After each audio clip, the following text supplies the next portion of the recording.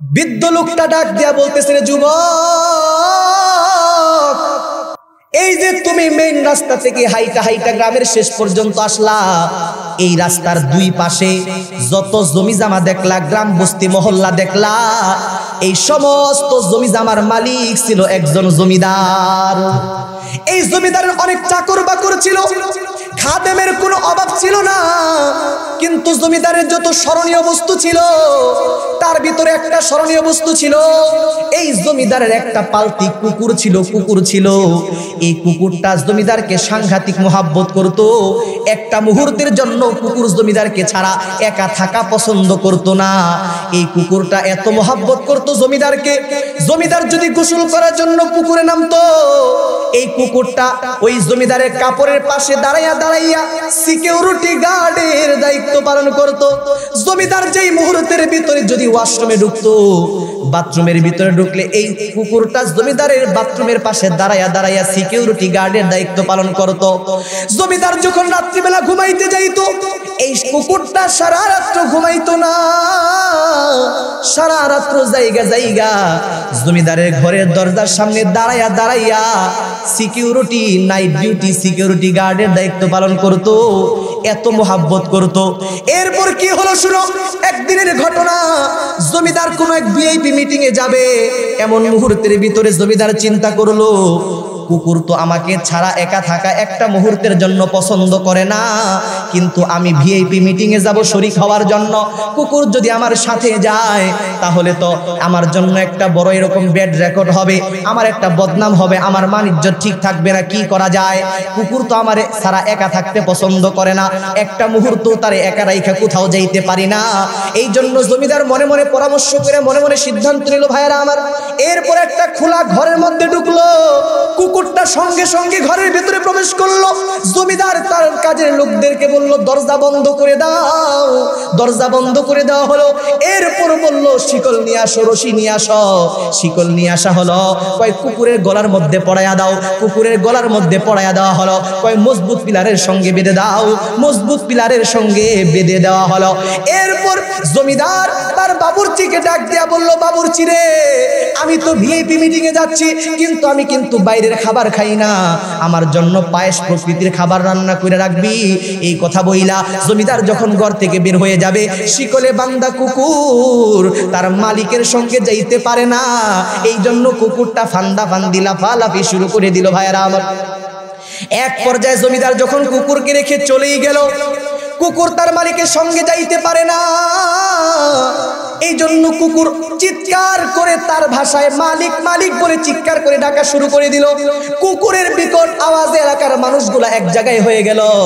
লম্বা টাইম পর্যন্ত কুকুরের কার্যকলাপগুলা দেখা সবাই আবার যার যার কাজের মধ্যে চলে গেল।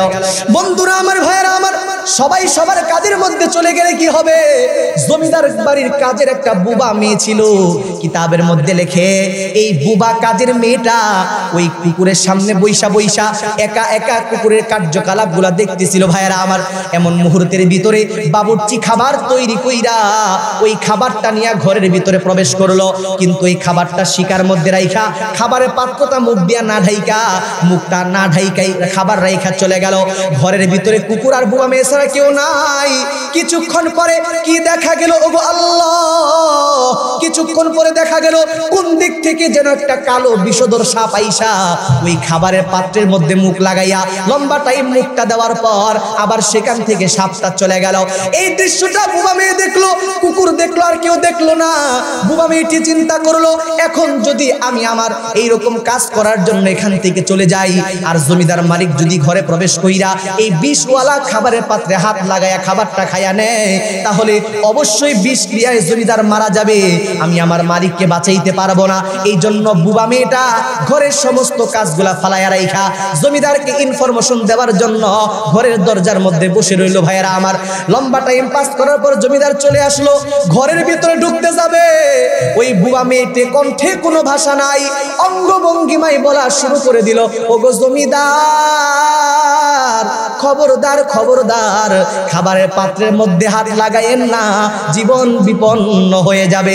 ও মুসলমান ভাইয়েরা আমার, যেহেতু জমিদার, ওই জমিদারদের কি আর কাজের লোকের দিকে তাকাবার মতো সময় আছে নাকি? ভাইয়েরা আমার, জমিদার বুবা মেয়ের দিকে মুতাওয়াজ্জ মোতাবাজ্জু হলো না, নিজের গতিতেই ঘরে প্রবেশ করলো। ওই খাবারের পাত্রের মধ্যে হাত লাগাইলো। যেই মুহূর্তের ভিতরে ওই খাবারের পাত্রের মধ্যে হাত লাগাইলো মুসলমান, খাবারের পাত্রের মধ্যে হাত লাগানোর সঙ্গে সঙ্গে ওই দৃশ্যটা দেখা শিকলে বান্ধা কুকুরটা ফান্দা ফান্দি লাফালাফি শুরু করে দিল। জমিদার কুকুরের ভাষাটাও বোঝার চেষ্টা করলো না। জমিদার কুকুরকে ধমক দিল। অন্য সময় কুকুরকে একবার ধমক দিলেই কুকুর শান্ত হয়ে যায়, কিন্তু আজকে যতই ধমক দেয় কুকুর তো আর শান্ত হয় না। কুকুর মালিকের বাসা এরকম ভাবে কুকুরের বাসাটা মালিক বোঝার চেষ্টা করলো না। ভাইরা আমার, এক পর্যায়ে জমিদার যখন নাকি খাবারের পাত্রটা উপর থেকে নামায়া নিচে রাখলো, শিকলে বান্ধা কুকুরটা পাগলের মতো হইয়া নিজের কাল্লা ছিঁড়ে যায় মতো বড় কষ্ট কইরা পিছনের পা দিয়া ঢলকানি দিয়া খাবারের কিছু অংশ জমিনের মধ্যে ফালাইয়া দিল।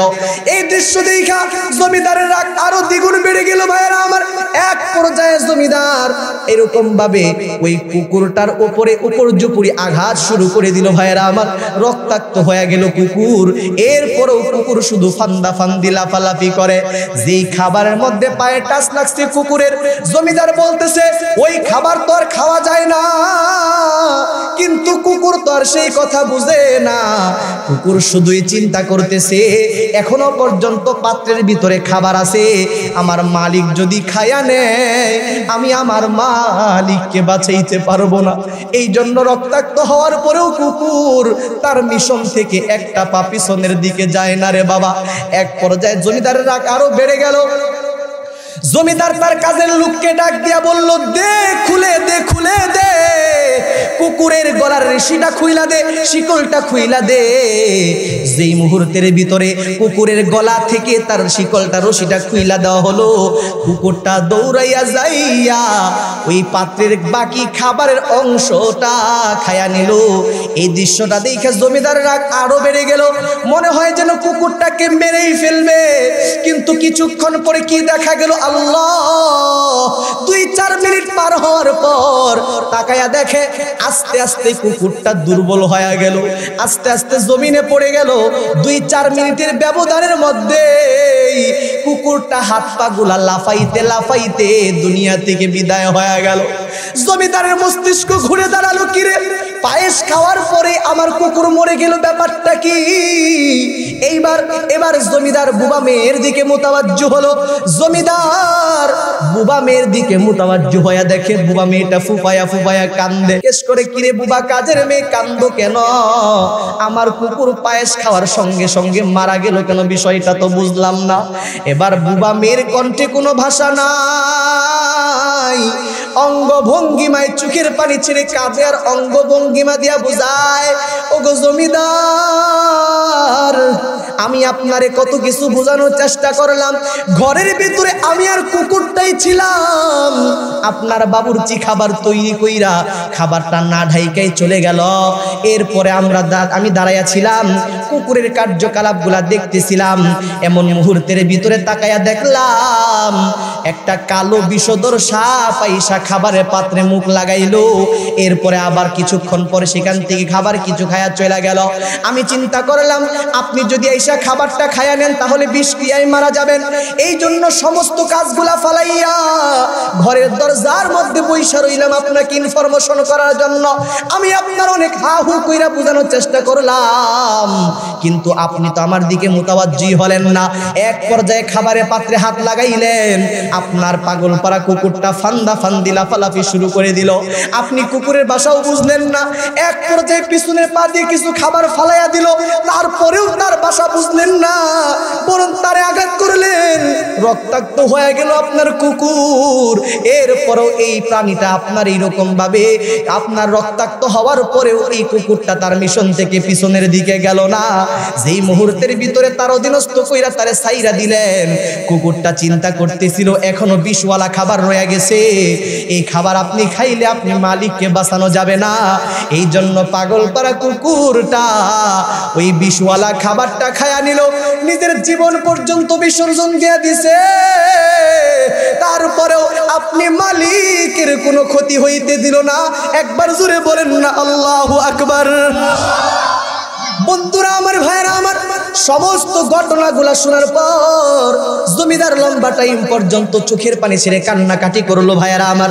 এক পর্যায়ে ঘোষণা করে দিল, জমিদার ডাক দিয়া বলতেছে, এরে আমার কাজের লোকেরা তোমরা শোনো, যেই কুকুর তার মালিককে বাঁচাবার জন্য নিজের জীবন পর্যন্ত বিসর্জন দিয়া দিল, এই কুকুরের লাশটাকে যেখানে সেখানে ফালাইয়া দেওয়া যায় না। একটা কাজ করো, মেইন রাস্তার সাথে যত কোটি টাকাই লাগুক না কেন উন্নত মানের একটা বিল্ডিং তৈরি করো, সুন্দর ডিজাইন কইরা বিল্ডিংটা তৈরি করো। এই বিল্ডিং এর ভিতরে কুকুরটাকে সমাধিত করা হবে, তাকে কবরস্থ করা হবে, যাতে করে শত বৎসর পর্যন্ত প্রভুভক্ত কুকুরের ইতিহাস দুনিয়ার মানুষের কাছে জানা থাকে। বন্ধুরা আমার, ভাইয়েরা আমার, ঘটনাকে আর সামনের দিকে নিয়ে যাইতে চাই না। কেন শুনাইলাম, কি বুঝাইতে চাইলাম? ও মুসলমান ভাইয়েরা আমার, কুকুর তার মালিককে বাঁচাবার জন্য নিজের জীবন পর্যন্ত বিলাইয়া দিল ভাইয়েরা আমার। অথচ এই জমিদার মালিক কুকুরের জন্য থাকার জন্য কোনো এয়ার কন্ডিশনের ব্যবস্থা করে দেয় নাই। কথা ঠিক কিনা ভাইয়েরা আমার? কুকুর তার মালিককে বাঁচাবার জন্য নিজের জীবন দিয়া দিল। এই কুকুরের জন্য জমিদার 3 বেলা খাওয়ার কোনো মেনু তৈরি করে দেয় নাই। কুকুর তার মালিকের জন্য জীবন বিসর্জন দিয়া দিল। অথচ এই জমিদার এই কুকুরের জন্য থাকার কোনো উন্নত ব্যবস্থাও করে নাই। শুধু তাই নয়, এই কুকুরের জন্য তো ওই জমিদার রাত্রি যাপন করে নাই, বরং কুকুরটাই সারা রাত্র জায়গা জায়গা তার মালিকের পাহারাদারি করছে। কথা ঠিক কিনা ভাইয়েরা আমার? ও মুসলমান ভাইয়েরা আমার, আমাদের মালিক তো আমাদের থাকার ব্যবস্থা করে দিলেন, আমাদের মালিক তো আমাদের খাবারের মেনু দিলেন, আমাদের মালিক তো আমাদেরকে উন্নত বাসস্থানের ব্যবস্থা করে দিলেন, আমাদের মালিক তো আমাদেরকে ইজ্জতের জিন্দেগি দান করলেন, আমাদের মালিক তো আমাদেরকে রিজিক দান করলেন, আমাদের মালিক তো আমাদেরকে সুস্থতার নিয়ামত দান করলেন, আমাদের মালিক তো আমাদেরকে সৃষ্টিকুলের ভিতরে উন্নত ঘোষণা করলেন। সমস্ত সৃষ্টিগুলাকে আমার আপনার খেদমতের জন্য বানাইলেন, সমস্ত সৃষ্টিগুলাকে আমার আপনার খেদমতে বানাইয়া এগুলাকে অধীনস্থ বানাইয়া দিলেন। ও মুসলমান ইমানদার, এমন মহিমাময় মালিকের ডাকে সাড়া দেওয়ার দরকার আছে না নাই? এ মুসলমান আওয়াজ দিয়ে বলেন, আছে না নাই? সেই মালিকের ডাকে যদি সাড়া দিতে হয়, সেই মালিকের কথা যদি মানতে হয়, মালিক তো বলছে বান্দারে নামাজগুলা কাজা কইরো না, নামাজগুলা ছাইড়া দিও না, মানবো তো ইনশাআল্লাহ। কথা বলেন না কে? মানবো তো ইনশাআল্লাহ। আসসালামু আলাইকুম ওয়া রাহমাতুল্লাহি ওয়া বারাকাতুহু। ইন্নাল হামদালিল্লাহ আলহামদুলিল্লাহি নাহমাদুহু ওয়া নাস্তাঈনুহু ওয়া নাস্তাগফিরুহু ওয়া নু'মিনু বিহি ওয়া নাতাওয়াক্কালু আলাইহি ওয়া নাউযু বিল্লাহি মিন শুরুরি আনফুসিনা ওয়া মিন সাইয়্যাতি আ'মালিনা। মান ইয়াহদিহিল্লাহু ফালা মুদিল্লা লাহু ওয়া মান ইউদ্লিলহু ফালা হাদিয়া লাহু। কি করে একটু বলো। ونشهد أن لا إله إلا الله لا خالق إلا الله ولا مالك إلا الله ولا محيي إلا الله ولا مميت إلا الله ولا رازق إلا الله. ونشهد أن سيدنا وسندنا وحبيبنا ومولانا محمدا عبده ورسوله الذي أرسله الله بالحق بشيرا ونذيرا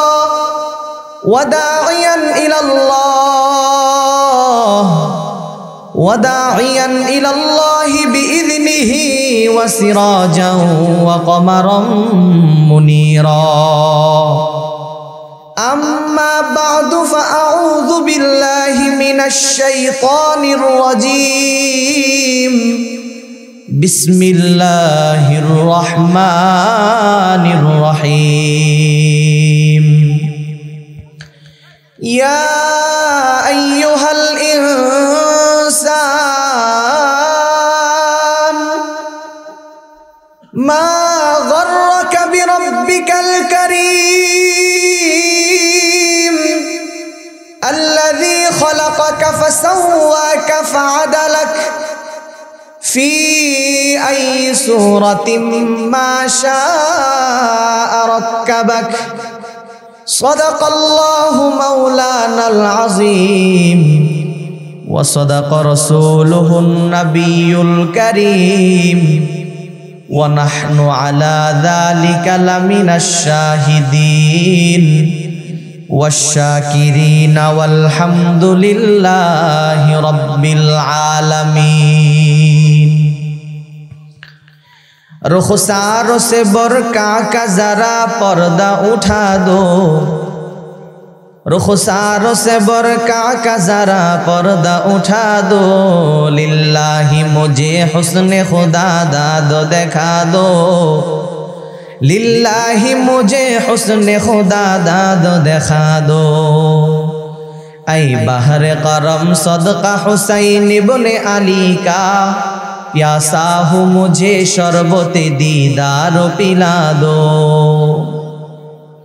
मैं दूर हूँ मजबूर हूँ ऐ सैयद आलम मैं दूर हूँ मजबूर हूँ ऐ सैयद आलम दीदार दिखाते नहीं आवाज सुना दो दीदार दिखाते नहीं आवाज सुना दो दुनिया की भी और दीन की भी अपनी करम से दुनिया की भी और दीन की भी अपनी करम से बिगड़ी हुई बातों को मेरी आज बना दो बिगड़ी हुई बातों को मेरी आज बना दो সকলেই মোহাব্বতের সাথে একবার নবীজির শানে দরুদ ইব্রাহিম পড়ি নামাজের মধ্যে যেটা পড়ি সবাই পারি তো নাকি ভাই কি সবাই পারি না সবাই মোহাব্বতের সাথে পড়ি মাইকের আওয়াজ তো অনেক দূর যাচ্ছে প্রত্যেক দিন তো আর মাহফিল হয় না কথা ঠিক না ভাই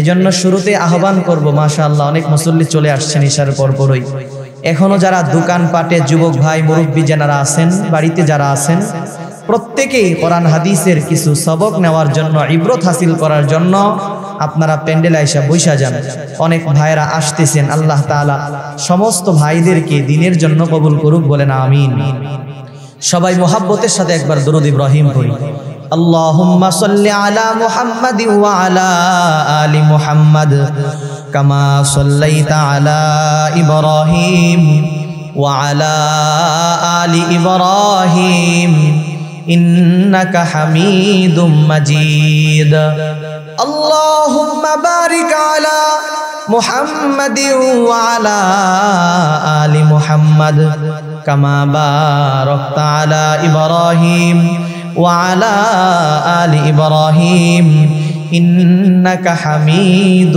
مجيد محبت الشتى পড়ি সকলেই বালাগাল উলা بكماله كشف الدجى بجماله حسنت جميع خصاله صلوا عليه وآله मेरे जनाजे पे रोने वालों फरीब में हो बगूर देखो मेरे जनाजे पे रोने वालों फरीब में हो बगूर देखो मरा नहीं हो गमे नबी में लिबासे हस्ती बदल गया है मोहब्बत साथे पढ़ी बलागल उला बिकमालिही कशफत दुजा बिजमालिही हसनत जमीअ खिसालिही सल्लु अलैहि व आलिहि अल्हम्दुलिल्लाह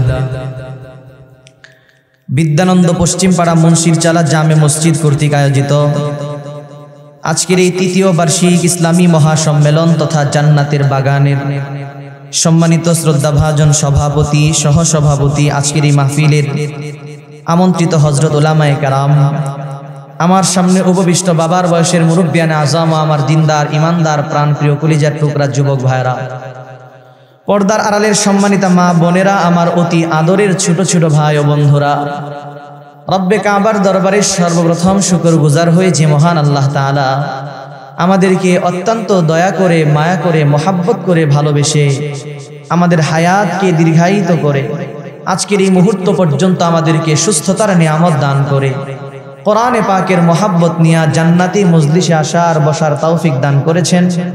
চাপাচাপি করতেছো, এই যে আওয়াজ করতেছে এটা কেমন? বুবু করতেছে।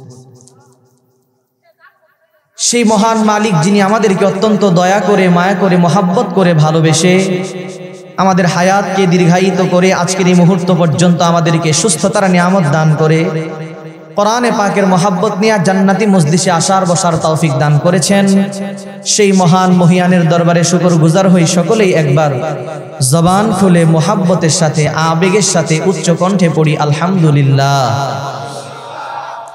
সম্মানিত হাজিরিন, যেহেতু আর এক জায়গায় একটু হাজিরা দিতে যাইতে হবে, এই জন্যই বাদাল এশা আলোচনায় বসে যাওয়া। অনেক কষ্ট করে আসছি, জুমা পড়াইয়াই গাড়ি রওনা করেছি, খাবারেরও সময় নাই, রেস্ট নেওয়ার সময় নাই, এক গ্লাস পানি খাওয়ারও সময় হয় না।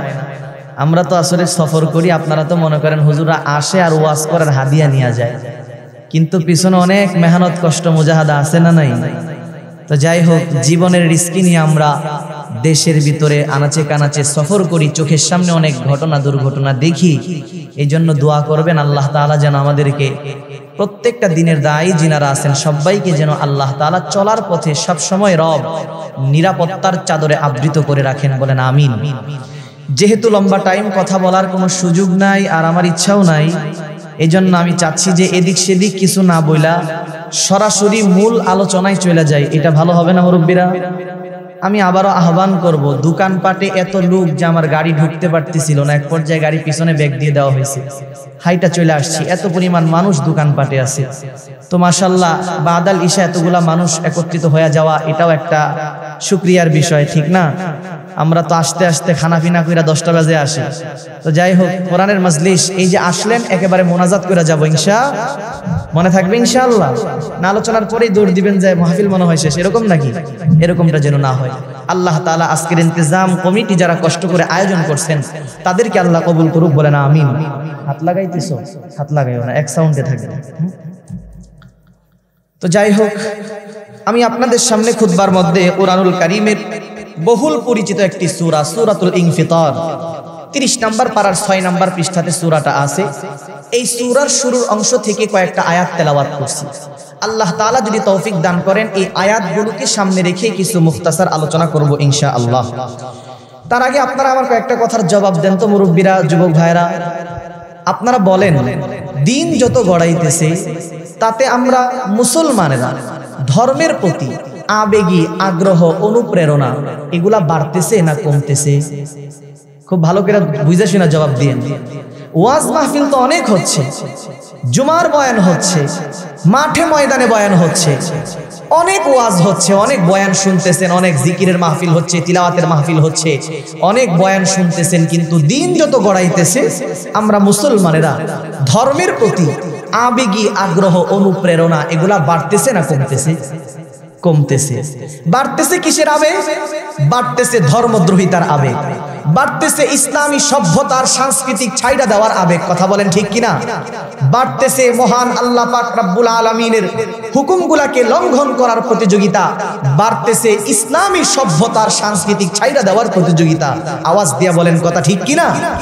এই জন্য ভাইরা আমার দেখবেন, আমাদের দেশের ভিতরে কেউ যদি রাতারাতি জাতীয় ব্যক্তিত্বে পরিণত হতে চায়, আওয়াজ ঠিক করো, বুবু করতেছে কেন? একটু বুবু করতেছে, এটা কমায়া দাও। বেসটা মনে হয় কমবে হালকা, সম্ভবত হালকা। মাস্টার একটু কমলে বুবু কমবে হালকা, একটু হালকা। তো যেটা বলতেছিলাম ভাইরা আমার, এই পৃথিবীর মধ্যে কেউ যদি রাতারাতি জাতীয় নেতাতে ব্যক্তিতে পরিণত হইতে চায়, তার জন্য সবচাইতে পদ্ধতি আর উপায় হলো আমাদের ইসলাম ধর্মের বিরুদ্ধে একটা সাংঘাতিক বিরুদ্ধে বক্তব্য দিতে পারলেই ভাইরাল হয়ে যায়। কথা বলেন ঠিক কিনা? কথা বলতে হবে আপনাদেরকে। আপনারা কি ঘুমায় পড়ছেন? ক্ষুধা লাগছে নাকি আপনারা? বলে যে হুজুর নাম ঘোষণা শুই না, এসারে পরেই চলে আসছি, খাওয়ার টাইম দিলেন কই, এই জন্যই তো শক্তি না, এরকম নাকি? কথা বলেন না কেন আপনারা? বক্তা ওয়াজ করলে শ্রোতার কথা কওয়া লাগে মিয়া, এটা তো একটা ক্লাসরুম চলতেছে, কথা ঠিক না? এটা ক্লাস চলতেছে। রাসূল সাহাবীদের সামনে বয়ান করতেন, তো যেটা বলতেন সাহাবায়ে কেরাম সেটা তাকরার করাইতেন, বলাইতেন। এটা তো নবীর একটা সুন্নাহ। আপনারা এটা পালন করতে রাজি আছেন না? সবাই রাজি আছেন? কে কে জোরে জোরে কথা কইবেন হাত তুলেন ইনশাআল্লাহ। না আপনারা মুরব্বীরা হাত উঠায়েন না। সামনে যারা আছে ওনারা হাত উঠাইবে ইনশাআল্লাহ। সবাই রাজি আছেন? এটাও তো আসতে কইলেন, রাজি আছেন? একটা তাকবীর দেন, আকাশ বাকাশ প্রকম্পিত করে, যাতে মেলা থেকে মানুষ চলে আসে। লিল্লাহি তাকবীর। এই বিদ্যানন্দ পশ্চিমপাড়া অঞ্চলের মানুষ কি দুর্বল নাকি? যুবকরা মনে হয় দুর্বল, অনেক যুবক ভাই আছে। যে আওয়াজ দিছে এই আওয়াজে তো বিয়া দিব না রে ভাই, ও দুর্বল পুরুষ। ইমান দীপ্ত আওয়াজ দিয়ে হুঙ্কার চাই, লিল্লাহি তাকবীর, নারায়ে তাকবীর, কোরআন সুন্নাহর আলো। ঘরে তো অনেক জ্বালাইছেন, এবার একটু সংসদেও জ্বালাইতে চাই, কথা ঠিক কিনা? কথা বলেন ঠিক কিনা? অনেক দেখছি, এবার একটু কোরআনের আইন বাংলাদেশে দেখতে চাই, একমত আছেন আপনারা? স্লোগান হবে কোরআন সুন্নাহর আলো, সংসদে যাও, কথা বলেন ঠিক কিনা? লিল্লাহি তাকবীর, নারায়ে তাকবীর, কোরআন সুন্নাহর আলো, নারায়ে তাকবীর। এই আওয়াজ ঠিক থাকবে তো ইনশাআল্লাহ? এবার আসেন তো, সবচাইতে সহজ পদ্ধতি দুনিয়াতে কি ভাইরাল হওয়ার জন্য এখন দেখেন, সেটা হলো আমাদের ইসলামের বিরুদ্ধে একটা বক্তব্য দিলেই রাতারাতি ভাইরাল হয়ে যায়, কথা বলেন ঠিক কিনা? এই জন্য ভাইরা আমার, ইসলামের বিরুদ্ধে বক্তব্য দেওয়ার মতো মানুষ মুসলমানের ঘরে জন্ম নিয়া, এই জাতীয় মুসলমানের ঘরে জন্ম নিয়া ইসলামের বিরুদ্ধে বক্তব্য দেওয়ার মতো মানুষ আমাদের সমাজে বর্তমানে অভাব নাই, কথা বলেন ঠিক কিনা? এই জন্য এই কথাটা বললাম, দিন যত গড়াইতেছে কেমন যেন আমাদের ভিতরে ধর্মকে ছাইরা দেওয়ার, দিনকে ছাইরা দেওয়ার, এক কথায় ইসলামী সভ্যতা সংস্কৃতি ছাইরা দেওয়ার, আল্লাহর হুকুমগুলাকে লঙ্ঘন করার প্রতিযোগিতায় নামছে, কথা বলেন ঠিক কিনা? বন্ধুরা আমার, ভাইরা আমার, একটা সময় পৃথিবীর ভিতরে এমন ছিল ভাইরা আমার, প্রত্যেকটা মানুষ প্রতিযোগিতা করত কে কত বেশি দিনের উপর চলতে পারে। ভাইরা আমার, একটা সময় দুনিয়ার ভিতরে এমন ছিল, প্রত্যেকটা মানুষ প্রতিযোগিতা করত কে কত বেশি আল্লাহর হুকুমগুলা মান্য করতে পারে, কে কত বেশি রবের বিধানগুলা মানতে পারে, কে কত বেশি দিনের উপর চলতে পারে, কে কত বেশি নিজের জীবনটাকে নবীজির সুন্নতের তরিকার সাজে সাজাইতে পারে। এমন একটা প্রতিযোগিতা দুনিয়ার মধ্যে ছিল কিনা ভাইয়েরা আমার? কথা বলেন না কেন? একটা সময় যুবক যারা আছে তারা প্রতিযোগিতা করতো ভাইয়েরা আমার, যে নিজের জীবনটাকে কে কার চাইতে বেশি নবীজির সুন্নতের সাজে সাজাইতে পারে। আজকের যুবকদের প্রতিযোগিতা কিন্তু উল্টা দিকে হয়ে গেছে, ঠিক বললাম না ভাই? ঠিক বললাম? আজকের যুবকেরা প্রতিযোগিতা করে মুসলমান ভাই, কে কার চাইতে বেশি ফ্রি ফায়ার আর পাবজি খেলতে পারে, কয়টা হারাম রিলেশনে জড়াইতে পারে, নিজের দেহটাকে, নিজের সাইজটাকে, নিজের চেহারাটাকে অমুক পছন্দের নায়কের নামে সাজাইতে পারে, অমুক প্লেয়ারের নামে সাজাইতে পারে। কথা বলেন আছে না নাই? অথচ একটা সময়ের কথা আপনাদেরকে বলি, লম্বা টাইম 30 বছর পূর্বে বাংলাদেশে কি ছিল দেখছি এটা বলতে পারবো না, কিন্তু মুরব্বীদের থেকে শুনেছি ভাইরা আমার, আপনাদের মতো মুরব্বী যারা আছে, দাদা নানা, এদের থেকে শুনলাম একটা সময় নাকি আমাদের দেশের ভিতরে এমন ছিল ভাইরা আমার, যেই সময়ের ভিতরে মানুষদের চলাফেরার জন্য নাকি অ্যাভেলেবেল গাড়ি ঘোড়া ছিল না, তখন নাকি নারীদের চলাফেরার জন্য, মানুষদের চলাফেরার জন্য বাহন ছিল গরুর গাড়ি, মহিষের গাড়ি। কি গো মুরব্বী বাবারে, কথা ঠিক আছে না? চলার জন্য অ্যাভেলেবেল গাড়ি ঘোড়া ছিল না, তখন মানুষদের চলার বাহন ছিল গরুর গাড়ি, মহিষের গাড়ি। তো গরুর গাড়িতে কিংবা মহিষের গাড়িতে যদি কোনো মুসলিম নারীরা যাতায়াত করত, যেই গাড়িতে নারীরা উঠত, এই গাড়ির আগে চতুর্দিকে নাকি কাপড়ের পর্দা দিয়ে ঢাকনা দেওয়া হইত। কাপড় যখন কমপ্লিট হইতো তখন নাকি নারীদেরকে সেই গাড়িতে ওঠানো হইতো। কি গো মুরব্বীরা, কথা ঠিক বলতেছি নাকি? আমি দেখি নাই কিন্তু শুনেছি আপনাদের কাছ থেকে। এরপরে ভাইরা আমার, কিছুদিন পরে নাকি আবিষ্কার হলো রিক্সা। তখনও দেখা গেল মুসলিম নারীরা যদি রিক্সা দিয়ে কোথাও যাইতো তো তারা এমন পর্দা করতো, আগে নাকি ওই রিক্সার সই যেটা আছে এটারে আগে কাপড়ের পর্দা দিয়ে ঢাকা হইতো, এরপর নাকি নারীদেরকে সেই রিক্সায় ওঠানো হইতো। কি বাজানেরা, কথা ঠিক বললাম নি? এরকম ছিল দেখি নাই। এবার আমি আপনাদেরকে জিজ্ঞাসা করি, বলেন তো দেখি, দিন যত গড়াইতেছে ধীরে ধীরে পর্দা কমতেছে না বাড়তেছে? সবাই তো বললেন না, কমতেছে না বাড়তেছে? বন্ধুরা আমার, ভাইয়েরা আমার, প্রথমে গাড়ির পর্দা উঠে গেল, কিছুদিন পর রিক্সার পর্দা উঠে গেল। তামাম দুনিয়ার মধ্যে এখন মেডিসিন খাওয়ার জন্য খুঁজলেও রিক্সার পর্দা কিন্তু আর পাওয়া যাবে না। ও মুসলমান ভাইয়েরা আমার, মুরব্বীদের থেকে শুনলাম তখন নাকি মা বোনেরা পর্দা করতো, হিজাব পরতো, জিলবাব পরতো ভাইয়েরা আমার। তবে তাদের হিজাব জিলবাব যেটা ছিল এইটা নাকি মাথার উপর দিক থেকে নিচের দিকে ঝুলানো থাকতো, কোনো জায়গার মধ্যে খোলা ছিল না, উপর থেকে দেখা বোঝার কোনো কায়দাই ছিল না এটা কি বয়স্কা নারী নাকি যুবতী মেয়ে। কথা বলেন ঠিক কিনা? ও মুসলমান ভাইয়েরা আমার, দিন যত গড়ায় পর্দা কেমনে ধীরে ধীরে পরিবর্তন করে ভাইয়েরা আমার। প্রথমে কেমনে পরিবর্তন করলো, একটু আপডেট করলো, পরনে বুরকা পরছে, মাথার মধ্যে হিজাব বাঁধছে, কিন্তু চোখের টোটালটা সুন্দর করে খুইলা রাখছে, আছে না নাই? কথা বলেন আপনারা। কিছুদিন পর এটাও পরিবর্তন হয়ে গেল, বলে পরনে বুরকা পরছে, মাথার মধ্যে হিজাব বাঁধছে, কিন্তু মুখের টোটালটা সুন্দর করে খুইলা রাখছে, আছে না নাই? জোরে কর না আপনারা, আছে না নাই? এই জন্য আমি একটা ছন্দ বানাইলাম, বললে রাগ করবেন নাকি আপনারা? বুরকা পরে সারা গায়ে, মুখটা রাখে খুলিয়া, জোয়ান বুড়া হইছে পাগল, সেই চেহারা দেখিয়া। জোরে বলেন ঠিক কিনা?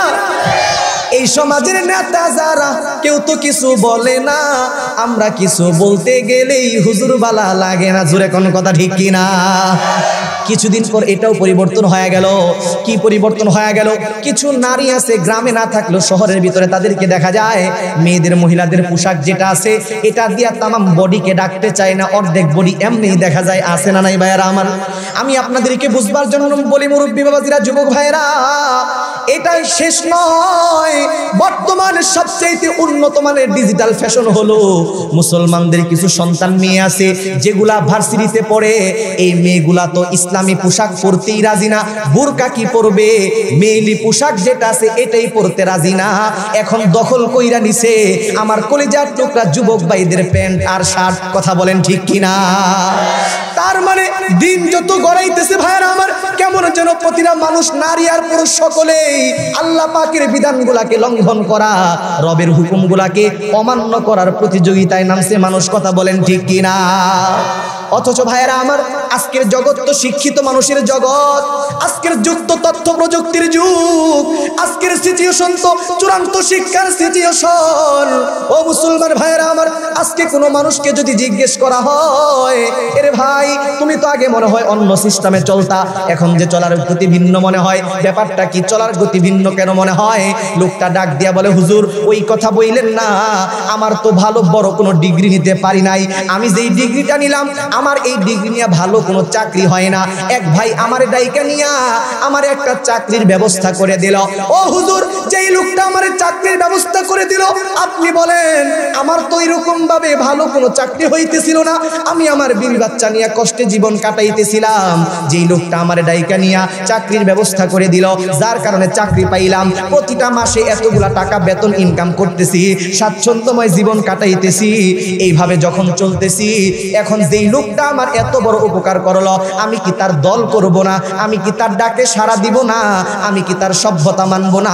আমি কি তার সংস্কৃতি মেনে চলবো না? আমাকে তো অবশ্যই বিবেকের তাড়নায় বলতে হয়, অবশ্যই মানতে হবে, কারণ কোনো মানুষ যদি কারো উপকার করে ওই মানুষটা তার কাছে দুর্বল হবে, এটাই তো স্বাভাবিক। কথা ঠিক কিনা ভাইয়েরা আমার? আমি আপনাদেরকে একটা মেসেজ দিয়ে, উদাহরণ দিয়ে কথাগুলো বুঝাইতে চাই ভাইয়েরা আমার। আরেক ভাইকে জিজ্ঞেস করলাম, কিরে ভাই তুমি তো মনে হয় আগে অন্য সিস্টেমে চলতা, এখন যে আবার চলার গতি ভিন্ন, মনে হয় অন্য দল করো, বিষয়টা কি? লোকটা ডাক দিয়া বলে, ওগো হুজুর ওই কথা বইলেন না, আমার তো মাথা গুজারি ঠাই ছিল না, কখনো অমুক জায়গায়, কখনো তমুক জায়গায়, কখনো গাছতলায় রাত্রি যাপন করতাম, আমারে অমুক নেতা ডাইকা নিয়ে আমারে কি করলো, তার নিজের জায়গার মধ্যে নিজের টাকা দিয়া আমার একটা ঘর বানাইয়া দিল, আমার থাকার মতো ব্যবস্থা করে দিল।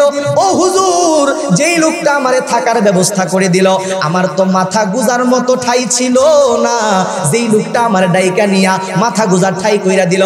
ও হুজুর, এবার আপনি আমারে বলেন না, আমি কি তার দল করব না? আমি কি তার ডাকে সাড়া দিব না? আমি কি তার সভ্যতা মানব না? আমাকে তো অবশ্যই বিবেকের তাড়নায় বলতে হয়। ও মুসলমান, অবশ্যই মানতে হবে। তার কারণ হইল আল ইনসানু আবদুল ইহসান, কোন মানুষ যদি কারো উপকার করে ওই মানুষটা তার কাছে দুর্বল হবে, এটাই তো স্বাভাবিক। কথা ঠিক কিনা ভাইয়েরা আমার? কিন্তু আমি আপনাদেরকে জিজ্ঞাসা করি ভাইয়েরা আমার, একজন আমাকে চাকরির ব্যবস্থা করে দিল, তার মানে কি করলো? তার মানে কোনো একটা জায়গার মধ্যে সকাল 8টা থেকে বিকাল 4টা পর্যন্ত কোনো একটা কাজ করার মতো ব্যবস্থা করে দিল ভাইয়ারা আমার। কিন্তু আমি আপনাদেরকে জিজ্ঞাসা করতে চাই, এই কাজ করার জন্য যে যোগ্যতার প্রয়োজন হয়, যে মেধার প্রয়োজন হয়, যে সুস্থতার প্রয়োজন হয়, এগুলা দান করলো তিনি কে? এ মুসলমান, মালিকের নাম লইতে কষ্ট লাগে নাকি? আওয়াজ দিয়া বলেন, এই কাজ করার যোগ্যতা যেটা লাগে এটা দান করছে কে? এই কাজ করার জন্য যে হাতের প্রয়োজন হয় সেই হাত দান করছে কে? এই কাজ করার জন্য যে সুস্থতার নিয়ামতের প্রয়োজন হয় এটা দান করলো কে? একজন আমাকে চাকরির ব্যবস্থা করে দিলেই যদি তার কথা মানতে হয়, তার দল যদি করতে হয়, তার সভ্যতা যদি মানতে হয় রে মুসলমান, আরেকজন রব তো এমন আছে রে মুসলমান, যেই রব আমাকে কাজ করার যোগ্যতাই দান করলেন, বলুন তো দেখি সেই রবের বিধান মানার দরকার আছে না নাই? বন্ধুরা আমার, ভাইরা আমার, একজন আমাকে মাথা গোজা ঠাই করে দিলেই যদি তার সভ্যতা মানতে হয়, আরেকজন তো আমাকে মাথাই দান করলেন। মাথা দান করছে কি? জোরে আওয়াজ দিয়া বলেন কে? সেই রবের ডাকে সাড়া দিতে হয় না? কথা বলেন না কেন? সেই মালিকের ডাকে সাড়া দিতে হয় না?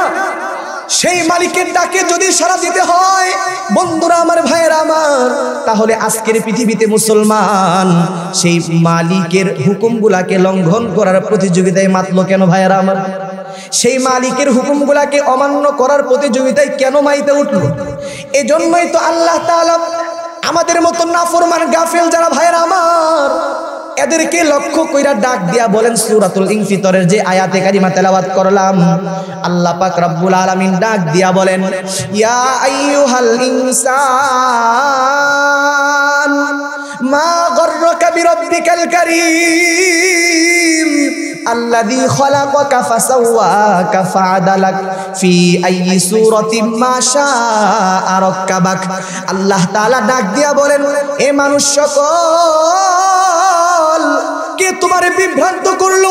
কে তোমারে তাড়িয়ে দিল? কে তোমারে দূরে সরাইয়া দিল আমার মতো মহিমাময় রব থেকে? যেই রব তোমাকে সৃষ্টি করলেন, সুষম করলেন, সুঠাম করলেন, তার চয়েসকৃত আকৃতি যেই রব দান করলেন, সেই রবের থেকে দূরে সরে গেলে তুমি কোন কারণে রে বান্দা? দুনিয়ার কোন জিনিস তোমারে সেই রব থেকে দূরে সরাইয়া দিল? সেই রবের ডাকে কেন সাড়া দাও না? সেই রবের ডাকে সাড়া না দিয়া জোহরের সময় মুরব্বী বাবাজিরা ওই ক্ষেতের মধ্যে কাজের মধ্যে লাইগা থাকেন কোন কারণে? আসরের সময় দোকান পাটে যায় চা পান কইরা কাটাইয়া দেন, রবের ডাকে সাড়া দেন না কোন কারণে রে বাবা? মাগরিবের সময় আড্ডা দিয়া কাটাইয়া দেন, রবের ডাকে সাড়া দিয়া মসজিদে যান না রে বাবা? ইশারের সময় বাড়িতে যাইয়া রবের ডাকে সাড়া না দিয়া খানা পিনা কইরা আরামে ঘুমায়া যান রে বাবা? ফজরের সময় রবের ডাকে সাড়া দেওয়ার সুযোগ হয় না? এই যে ফজরের সময় আরাম কইরা ঘুমাও রে বাবা, এমনও হইতে পারে জুহুরে জানাজা হবে, হইতে পারে কি পারে না? মুরব্বির আওয়াজ দিয়ে বলেন, পারে কি পারে না? এজন্য বলি, কেমন করে ঘুমাও তুমি, কেমন করে ঘুমাও তুমি ফজর করে কাজা? এমনও তো হতে পারে জুহুরে জানাজা মুমিন, এমনও তো হতে পারে জুহুরে জানাজা, পারে কি পারে না? বন্ধুরা আমার, ভাইরা আমার, আমি ওই দিকে যাইতে চাই না, সময় যেহেতু অল্প। ও মুসলমান ভাইরা আমার, আল্লাহ পাক রব্বুল আলামিন আমার আপনার জন্য কত কিছু করলো রে মুসলমান। মহান মহিয়ান রব আমার আপনার জন্য কত কিছু করলেন। আল্লাহ পাক রব্বুল আলামিন বলেন, হুয়াল্লাযী খালাকালাকুম মা ফিল আরদি জামিআ। একবার জবান খুলে বলেন না সুবহানাল্লাহ। আমার আল্লাহ সেই সত্তা, আল্লাহ বলেন যিনি তোমাদের কল্যাণে সব কিছুকেই বানাইলেন। ও মুসলমান ভাইরা আমার, আসমান জমিন গ্রহ নক্ষত্র গ্যালাক্সি তারকা, জমিনের ভিতরে জমিনের অভ্যন্তরে ভাইরা আমার, এই সবগুলাকে আল্লাহ আমার আপনার কল্যাণে বানাইলেন। সুবহানাল্লাহ কইবেন না আপনারা? বন্ধুরা আমার, ভাইরা আমার, গভীর মনোযোগ দিয়ে শুনেন। আল্লাহ পাক রব্বুল আলামিন সমস্ত সৃষ্টিকুলের মানুষগুলাকে চারটা পদ্ধতি দিয়া দুনিয়াতে বানাইছেন। চার পদ্ধতির মধ্য থেকে এক নাম্বার পদ্ধতি দিয়া আল্লাহ তাআলা যেই মানুষটারে বানাইছেন ওই পদ্ধতি দিয়া দ্বিতীয় কোনো মানুষকে আল্লাহ বানায় নাই। দুই নাম্বার পদ্ধতি দিয়া যেই মানুষটাকে আল্লাহ তাআলা বানাইছেন ওই পদ্ধতি দিয়া সরাসরি আল্লাহ দ্বিতীয় কাউকে বানায় নাই। তিন নাম্বার পদ্ধতি দিয়ে আল্লাহ যেই মানুষটারে মুসলমান বানাইলেন, ও মুসলমান ইমানদার, যেই মানুষটাকে আল্লাহ পাক রব্বুল আলামিন তৈরি করলেন ওই পদ্ধতি দিয়া সরাসরি আল্লাহ অন্য কাউকে বানায় নাই। চার নাম্বার পদ্ধতি দিয়া আমি আপনি দুনিয়াতে আসলাম, তাম পৃথিবীর মানুষগুলা দুনিয়াতে আগমন করতেছে। ভাইয়েরা আমার, এই চার পদ্ধতির বিস্তারিত তাফসীর বলার মতো সময় হবে না, শুধুমাত্র চার নাম্বার পদ্ধতির কথা বলি। সবচাইতে চূড়ান্ত পর্যায়ের এক প্রকার বিশেষ নাপাক পানির দ্বারা আল্লাহ তাআলা আমাকে আপনাকে বানাইছেন। কথা ঠিক কিনা ভাইয়েরা আমার? ও মুসলমান, একটু গভীরভাবে লক্ষ্য করে বোঝার চেষ্টা করেন। আমার আল্লাহ আমারে আপনারে বানাইলেন সবচাইতে চূড়ান্ত পর্যায়ের নাপাক পানি দিয়া। আমাকে তো সৃষ্টিকুলের মধ্যে সবচাইতে নিম্নমানের আসনটা দেওয়ার কথা ছিল ভাইয়েরা আমার, কিন্তু আমার আল্লাহর মায়া কি দেখেন, মমতা কি দেখেন, আমাকে বানাইলেন চূড়ান্ত নাপাক পানি দিয়া। কিন্তু যে আসনটা দিল রে মুসলমান, এত বড় আসন তামাম সৃষ্টিকুলের ভিতরে অন্য কাউকেই দেওয়া হয় নাই। জবান খুলে বলেন সুবহানাল্লাহ। সৃষ্টির সবচেয়ে সেরা মাখলুক হিসেবে আল্লাহ ঘোষণা দিয়ে দিলেন, আল্লাহু আকবার। জোরে বলেন। বন্ধুরা আমার, ভাইরা আমার, আল্লাহ পাক রব্বুল আলামিন সবচাইতে চূড়ান্ত নাপাক পানি দিয়া আমাকে আপনাকে বানায়া সবচাইতে উন্নত আসনে বসাইলো, তাই নয়, বরং আল্লাহ পাক রব্বুল আলামিন, মুসলমান বন্ধুরা আমার, আল্লাহ পাক রব্বুল আলামিন সূর্য তৈরি করলো। ভাইয়েরা আমার, এই সূর্যকে এমন আলো দিলেন, এমন রূপ দিয়া আমার আল্লাহ বানাইলেন, এই সূর্যের আলোর দ্বারা তামাম দুনিয়া কিন্তু আলোকিত হয়। বন্ধুরা আমার, ভাইয়েরা আমার, আল্লাহ পাক রব্বুল আলামিন চন্দ্র তৈরি করলেন, চন্দ্রকে এমন রূপ দিয়া বানাইলেন, চন্দ্রের আলোর দ্বারা তামাম দুনিয়া আলোকিত হয়। আল্লাহ পাক রব্বুল আলামিন নক্ষত্র তৈরি করলেন, এই নক্ষত্রের আলোর দ্বারা আসমান সুশোভিত হয়। কিন্তু আমাকে আপনাকে আল্লাহ বানাইয়া এমন কোনো আলো কিন্তু দেয় নাই ভাইয়েরা আমার। কিন্তু আমাকে আপনাকে আল্লাহ বানাইয়া আমার আপনার ব্যাপারে কি ঘোষণা দিল ভাইয়েরা আমার? আল্লাহ পাক রব্বুল আলামিন বলেন, লাকাদ খালাকনাল ইনসানা ফি আহসানি তাকওয়িম। জবান খুলে বলেন সুবহানাল্লাহ। আল্লাহ পাক রব্বুল আলামিন সূর্য তৈরি করলেন, সূর্যের আলোর দ্বারা তামাম দুনিয়া আলোকিত হয়। আল্লাহ পাক রব্বুল আলামিন চন্দ্র তৈরি করলেন, চন্দ্রের আলোর দ্বারা তামাম দুনিয়া আলোকিত হয়। আল্লাহ পাক রব্বুল আলামিন নক্ষত্র তৈরি করলেন, নক্ষত্রের আলোর দ্বারা আসমান সুশোভিত হয়। কিন্তু এরপরেও এগুলাকে সবচাইতে সুন্দর করে আল্লাহ বানাইছেন, এমন কোনো ঘোষণা আল্লাহ দিল না রে মুসলমান। আহসানি তাকওয়িম ঘোষণা সূর্যের বেলায় নাই, আহসানা লামুনকালিবুন। আল্লাহ তাআলা সমস্ত সৃষ্টিগুলাকে আমার আপনার জন্য বানাইয়া এগুলা আবার আমাদের অধীনস্থ বানাইয়া দিয়েছে। সুবহানাল্লাহ। আল্লাহ তাআলা যদি এগুলাকে অধীনস্থ বানাইয়া না দিতেন তো মুহতারাম হাজিরিন, দুনিয়ার কোন মানুষ আল্লাহ পাকের সৃষ্টি দিয়া জীবনেও ইনকাম করে খাওয়ার সুযোগ হইতো না। কি বলেন, কথা ঠিক কিনা? আমি একটা মিসাল দিলে আপনাদের ভালো বুঝে আসবে। মুহতারাম হাজিরিন, আমাদের গ্রামের ভিতরে কৃষক যারা আপনারা আছেন, মুরব্বী যারা কৃষক যারা আছেন, একটা কৃষকের প্রত্যেক দিনের সকাল বেলায় প্রথম কাজটা কি? এটা হলো উনি ফজরের নামাজ পড়া ঘর থেকে বের হইয়া আগে গোয়াল ঘর থেকে গরুগুলা বাইর করে আগে মাঠে নিয়ে যায়, পরে অন্য কাজ করে। ঠিক বললাম না? ঠিক বললাম। এক মুরব্বী চাচা, উনি ঘর থেকে বের হয়েছে, গোয়াল ঘরে গেছে, গরুগুলা বের করবে। যুবক একটা দৌড়ে আসছে, চাচা আমার আব্বাজারি কেমন কেমন করতেছে, চলেন না একটু তাড়াতাড়ি আমাদের বাড়িতে। তো মুরব্বী জানা আছে ওই যুবকের আব্বা কিছুদিন অসুস্থ, মনে হয় দুনিয়াতে বাঁচবে না, কেমন যেন করতেছে, যুবক ফুলাফান বুঝতেছে না। আমি একটু মুরব্বী মানুষ, আমার একটু ডাকতে আসছে, তো আমি সেখানে চলে যাইতে লাগলাম। কিন্তু মুরব্বী তার বাড়িতে যাওয়ার আগে তার ঘরের ভিতরে 8 বছরের একটা বাচ্চা ছেলে আছে, এরকম এ ঘুমাইতেছে। ডাক দিয়া বলতেছে, বেটা আমি তো গরু গোয়াল ঘর থেকে বাইর করতে চাইছিলাম, কিন্তু অমুকের আব্বা মনে হয় বাঁচবে না, আমি তো সেই বাড়িতে যাইতেছি, তুমি তাড়াতাড়ি উঠো, গোয়াল ঘর থেকে গরুটা বের করো, এটা একটু মাঠে নিয়ে যাও, এগুলা বের করো আগে, গরুগুলা মাঠে নিয়ে যাও। তো বাচ্চা 8 বছরের বালক যেটা আছে, এটা গোয়াল ঘরের ভিতরে ঢুকছে গরুটা বের করার জন্য। বয়স কয় বছর? 8 বছর। বাচ্চা ছেলে, শরীরের মধ্যে গোশত আছে সর্বোচ্চ 35 থেকে 40 কেজি হইব, কথা ঠিক না? কিন্তু গোয়াল ঘরে ঢুকছে যে ষাঁড় গরু বলদ গরু বাইর করার জন্য, এটার ওজন মনে করেন 40 মণ গোশত আছে গায়ের মধ্যে। এবার আপনারা বলেন, দেহ দেহর দিক থেকে, দেখতে শুনতে শক্তির দিক থেকে এই মালিক বড় না বলদ বড়? হ্যাঁ, বুঝলেন না মনে হয়? বলদ বড় না গরুটা বড় না? গরু কত বড়? মালিকের চাইতে কয়েক গুণ বেশি বড়, 100 গুণ বেশি বড়, কথা ঠিক না? বন্ধুরা আমার, ভাইয়েরা আমার, এই ছোট্ট ছেলে 8 বছরের বালক গোয়াল ঘরের ভিতরে যাইয়া 40 মনওয়ালা, বডিওয়ালা, গোস্তওয়ালা, দেহওয়ালা, শক্তিওয়ালা এই সার গরু, বলদ গরুটা রশি ধইরা এবার মাঠের দিকে নিয়ে যায়। এই ছোট্ট মালিকটা রশিতে ধইরা ধইরা যেই দিকে টান দিয়া নিয়ে যায়, এত বড় শক্তিশালী বলদটা ওই ছোট্ট মালিকের সঙ্গে পিছনে সেই দিকেই যায়, কথা বলেন ঠিক কিনা? অথচ বলদের গায়ে যেই পরিমাণ শক্তি আর পাওয়ার আছে, যদি বলদটা পিছনের পা দিয়ে হালকা শট মারে তাহলে এই ছোট্ট মালিকটা তার মামু বাড়ি দিল্লি গিয়া পড়বে, কথা বলেন ঠিক কিনা? আসমানের মালিক বলেছে না না, এ তোমারে শট করবে না, তার কারণ হলো আমি মালিক, এই বলদটারে তোমার অধীনস্থ বানায়া দিয়েছি। জবান খুলে বলেন সুবহানাল্লাহ। আমাদের দেশের ভিতরে বন্ধুরা আমার, ভাইয়েরা আমার, অনেক প্রাণী আছে, তার মধ্যে একটা আছে হাতি, আছে না নাই? এই হাতিগুলা 2 প্রকার, একটা হইলো পালতি হাতি আর একটা হইলো জঙ্গলি হাতি। পালতি হাতি যেটা আছে এটার একটা মালিক আছে না নাই? আপনারা দেখবেন পথ চলতে যাই আমরা দেখি মাঝে মাঝে এই কিছু লোক আছে এই হাতির ঘাড়ে বৈশা রাস্তা দিয়ে চলে, মানুষের থেকে চান্দা উঠায়, টাকা নেয়, ঠিক না? উন্নত মানের গাড়ি দেখলে ওই ছোট মালিকটা হাতির ঘাড়ে বৈশা কি যেন পা দিয়ে একটা ইশারা করে, ইশারা করার সঙ্গে সঙ্গে এই হাতিটা কি করে, রাস্তা আটকায়া দেয়, গাড়ি চলতে দেয় না। তো গাড়ির ভিতর থেকে 10 টাকার নোট যদি মালিক বাইর করে দেয়, তো মালিক 10 টাকার নোট বের করে দিলে এইরকম ভাবে হাতির মালিক যেটা আছে কি যেন পায়ের গুড়া দিয়া কানের গুড়ার মধ্যে একটা রেড ইশারা মারে, সিগন্যাল মারে, হাতি কিন্তু 10 টাকা নিতে রাজি হয় না, কথা বলেন ঠিক কিনা? আবার যখন 100 টাকার নোট বাইর করে দেয়, আবার যেন কি একটা সিগন্যাল দেয়, তখন হাতি কি করে 100 টাকার নোট নিয়ে রাস্তা ছাইড়া দেয়, আছে না নাই? সম্মানিত হাজিরিন, এই হাতি বড় না মালিক বড়? হাতি কত বড়? মালিকের চাইতে 100 গুণ পাওয়ার শক্তি হাতির মালিক, হাতির শরীরের মধ্যে আছে, কথা বলেন ঠিক কিনা?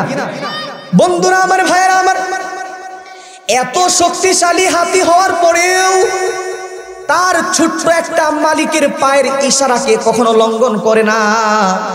ও মুরব্বী বাবাজিরা, যুবক ভাইরা, ইবরত হাসিল করেন, সবক হাসিল করেন। হাতি নিজে এত বড় হওয়ার পরেও তার ছোট্ট মালিকের ইশারাগুলাকে লঙ্ঘন করে না। যেইখানের মধ্যে বাইন্দা রাখে, যেই পরিমাণে শক্তি আর পাওয়ার আছে, ওই পরিমাণ শক্তি পাওয়ার দিয়া সেই রশি ছিঁড়ে ফেলতে পারবে, সেই খুঁটিটা ভাঙ্গে ফেলতে পারবে না, এরপরেও ভাঙ্গে না, নিয়ন্ত্রণের বাইরে যায় না, মালিকের নিয়ন্ত্রণের বাইরে যায় না। মালিক যেখানে দাঁড় করায়া রাখে ওইখানেই দাঁড়ায়া থাকে, যেইখানে বাইন্দা রাখে ওইখানেই দাঁড়ায়া থাকে, তার মালিকের ইশারার অর্ডারের বাইরে যায় না। বন্ধুরা আমার, ভাইয়েরা আমার, হাতি এবং বলদ এত বড় শক্তিশালী হওয়ার পরেও তার ছোট্ট মালিকদের ইশারা হুকুমগুলা লঙ্ঘন করে না। আর আমরা কেমন নাফরমান হয়ে গেলাম রে মুসলমান। আমি আপনি মুসলমান, আমি আপনি ছোট বান্দা হইয়া আমাদের বড় মালিকের ইশারা তো দেখ দূরের কথা, ডাইরেক্ট অর্ডার গুলাও আমরা মানতে চাই না, কথা বলেন ঠিক কিনা? মালিক বলেছেন সুদ খাইও না, ঘুষ খাইও না, অপরের সম্পদ নষ্ট কইরো না, হক নষ্ট কইরো না, নামাজগুলা ছাইরা দিও না। এগুলা মালিকের ইশারা নাকি ডাইরেক্ট অর্ডার? এগুলা মালিকের ডাইরেক্ট অর্ডারের মুসলমান। আজকে আমরা কেমন মুসলমান হইলাম, এমন মহিমাময় মালিকের ডাইরেক্ট অর্ডার গুলাও আমরা মানতে চাই না। এই জাতীয় নাফরমান, গাফেল, গাদ্দার, বেঈমান যারা আছে, আল্লাহ এদেরকেই লক্ষ্য করে ডাক দিয়া বলেন, ইয়া আইয়ুহাল ইনসান মা গাররাকা বিরাব্বিকাল কারীম আল্লাযী খালাকাকা ফাসাওয়াকা ফাআদালাক ফি আইয়ি সূরাতিন মা শাআ রাক্কাবাক। আল্লাহ তাআলা ডাক দিয়া বলেন, এরে মানুষ সকল, কে তোমারে বিভ্রান্ত করলো, কে তোমাকে দূরে সরাইয়া দিল আমার মতো মহিমাময় রব থেকে? ও মুসলমান বন্ধুরা আমার, আলোচনা লম্বা দীর্ঘায়িত করতে চাই না, একটা মাত্র বিষয় আপনাদেরকে বুঝাইতে চাই। রব বলতেছেন কোন জিনিস দূরে সরাইয়া দিল এমন মহিমাময় রব থেকে। ও মুসলমান ভাইয়েরা আমার, আমাদের দেশের ভিতরে যত জন্তু জানোয়ার আছে, সবচেয়ে নিকৃষ্ট মানের প্রাণী হইল দুইটা, একটা হইল কুকুর আর শূকর, কথা বলেন ঠিক কিনা? কুকুর আর শূকর সবচেয়ে নিকৃষ্ট প্রাণী, কালব খিনজির।